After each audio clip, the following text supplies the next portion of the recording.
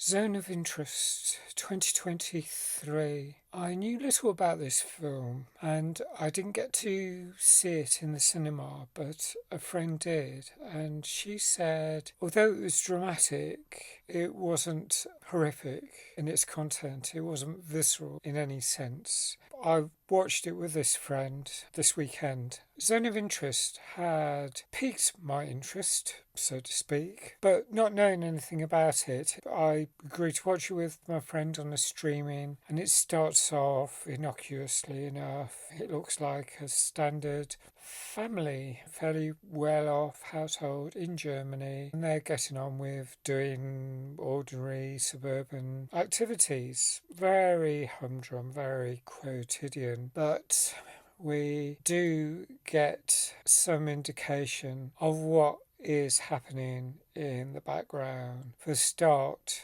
there's incinerators, there's camps, there's a whole series of very troubling happenings. And of course, this is Germany in the early 40s. I think it was whilst the war was underway. It could well be the late 30s. There's nothing like the Blitz, nothing like wartime bombings. It's ordinary family drama. It's ordinary household events with a leakage of what is happening on the macro scale whilst all this micro stuff is going on. And that's where it becomes a really chilling film, and that's where it is a zone of interest. The man involved is high up in the structure of that time. I guess the family members are aware of exactly what's going on to some extent or the other. Obviously, his wife and mother-in-law, she lives upstairs for a while, and there's all these events happening nearby.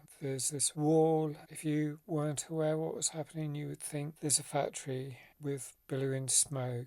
You hear noises. There's a lot of dogs barking, but there's sometimes screaming, there's shouting, there's all the disturbing signs that something very unpleasant is happening. And there's only a few scenes reveal a little bit more without revealing too much. My friend cautioned me on one scene that was coming up. She said, oh, this scene might be distressing, and it turns out she thought it was distressing. I guess she was perhaps looking at the scene through her fingers with her hands up against her eyes, but it wasn't as disturbing as you might imagine it to be. But everything is left to your imagination, and that's where it's absolutely stunning film. And I think it's the kind of film that we need more of.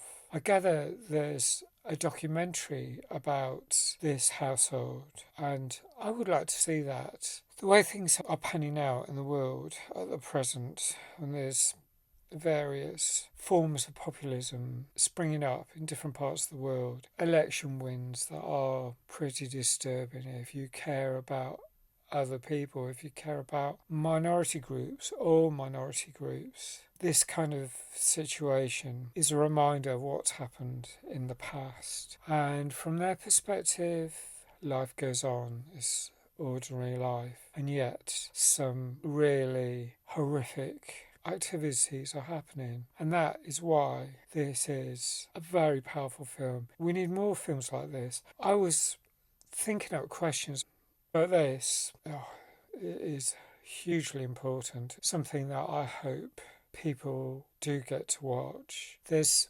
evidence of what has happened, but it isn't harrowing. I mean, it is harrowing on one level, but it's not gory or nothing like that. Great acting, I thought. Really, really powerful script. I was gobsmacked because it puts you into that position. How can they behave so normally? I'm going to score this 9.25. I really think everyone ought to see it and really think about what happens if we don't care about other people, if we don't have compassion, if we don't empathise, if we forget or turn a blind eye to the plight of marginalised groups, of people currently suffering, who may suffer more in the years to come. I'd love to know what you think if you've seen this. So, thanks for liking if you like this film. Thanks for subscribing if you do. Please ring that bell. I hope to see you again on another film review soon. Bye for now.